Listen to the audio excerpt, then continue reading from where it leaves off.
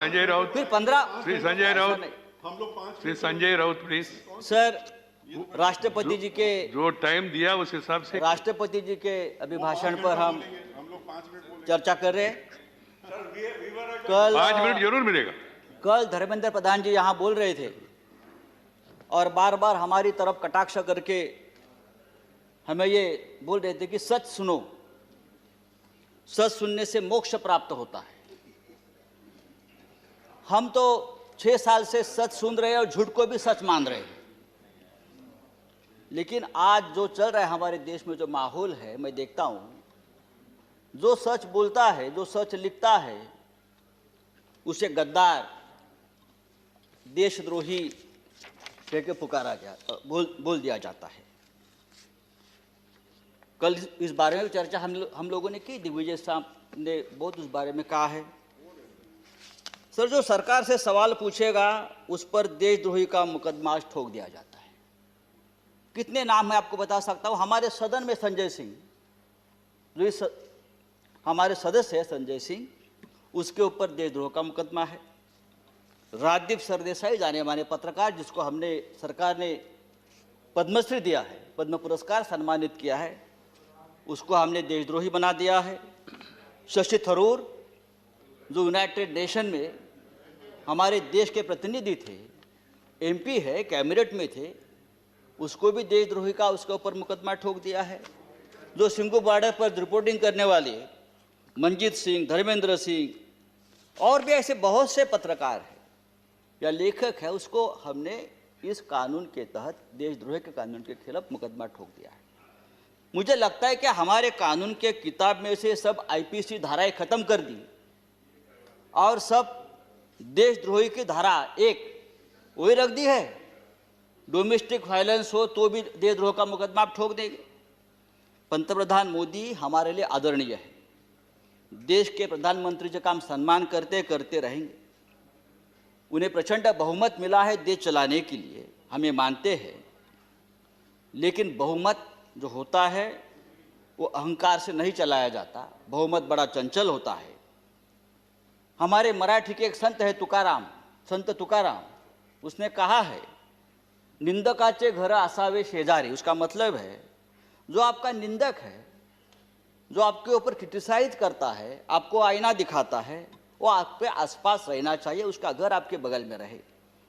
लेकिन आज ऐसा है कि जो निंदा करे, जो टीका करे, आप उसको बदनाम कर देते हो। जैसे किसान आंदोलन, जिस तरह से इस किसान आंदोलन को भी बदनाम करने की कोशिश या साजिश चल रही है, मुझे लगता है देश के प्रतिष्ठा के लिए ठीक नहीं है, किसानों के लिए ठीक नहीं है, हम सब के लिए ठीक नहीं है। 26 जनवरी को लाल किले पर तिरंगे का अपमान हुआ, उससे हमारे प्रधानमंत्री बहुत दुखी हो गए, पूरा देश दुखी हो गया। लेकिन लाल किले पर तिरंगे का अपमान करने वाला जो कोई दीप सिद्धू है, वो कौन है, किसका आदमी है, उस बारे में तो आप नहीं बताते। वो किसका आदमी है, उसको किसने ताकत दी है, ये सिद्धू अब तक पकड़ा नहीं गया। लेकिन 200 से ज्यादा किसान इस प्रकरण में तिहाड़ जेल में बंद है और उनके ऊपर देशद्रोह का मुकदमा चल रहा है। 100 से ज्यादा आंदोलक जो युवा है वो लापता है। वो कहाँ है, पुलिस ने उसका क्या किया, उसका एनकाउंटर किया है, क्या क्या मार दिया, वो पता नहीं है। तो ये जो है ये देशद्रोही है, अपने हक के लिए लड़ते हैं। लेकिन देश प्रेमी कौन है हमारे देश में? अर्नब गोस्वामी, जिसके वजह से एक निरपराध व्यक्ति महाराष्ट्र में जिसने आत्महत्या की, कंगना रनावत, ये देश प्रेमी है। राष्ट्रीय नेशनल सिक्योरिटी ऑफिशियल सीक्रेट संदर्भात, उस संदर्भ में उसने जो सामने लाया है, पूरा ऑफिशियल सीक्रेट तोड़ दिया हमारा। बालकोट स्ट्राइक के बारे में पहले से ही जानकारी सबको बता दी। हाँ, वो आपके शरण में है, उसको आपका प्रोटेक्शन है, ये राष्ट्रीय सुरक्षा का मामला है, आप उसके ऊपर बात नहीं करते। और यही आदमी, ये अर्नब गोस्वामी, जो हमारे मंत्री बैठे हैं वहाँ, प्रकाश जावड़ेकर जी, हम उसका आदर करते हैं, हमारे महाराष्ट्र से, क्या लिखा उसके बारे में, प्रकाश जी के बारे में जो उसने पूरा जो आप संभाषण, जो डायलॉग आया है ना, तो एक कैबिनेट को भी ये ठीक नहीं है, हमारी सरकार को ठीक नहीं। एक मंत्री के बारे में एक टीवी एंकर जिस भाषा का इस्तेमाल करता, अरे हम छोड़ो, हम राजनीति में, हमारे बारे में आप कुछ भी बोलो, हम सहन लेंगे। लेकिन एक कैबिनेट में एक हमारे मंत्री है, उस बारे में जो बात करती है, और आपको शर्म आनी चाहिए सबको, आप उसको शरण दे रखिए। तो ये जो चल रहा है ये नहीं चलेगा सर। राष्ट्रपति जी ने अपने संबोधन में कहा है, भारत जब जब एकजुट हुआ है तब तब उसने असंभव से लगने वाले लक्ष्यों को प्राप्त किया है, एकजुटता की बात की है।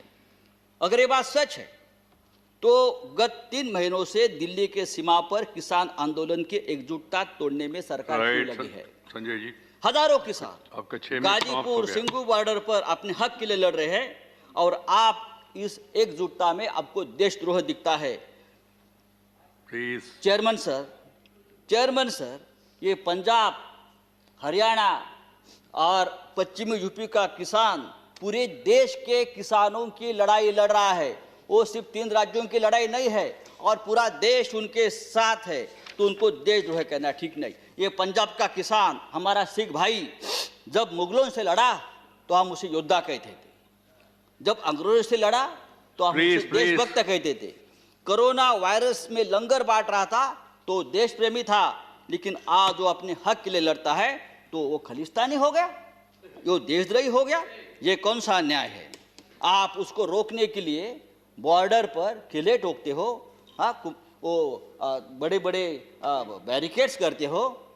ये बैरिकेड्स, ये किले का जाल अगर आप लद्दाख के बॉर्डर पर करते तो चीन की right Sanjay ji, please. Kilometre अंदर नहीं आती। मैं आपको बताना चाहता हूं सर, ये ठीक नहीं है। लेकिन ये आंदोलन जब तक जिंदा है तब तक हिंदुस्तान जिंदाबाद रहेगा।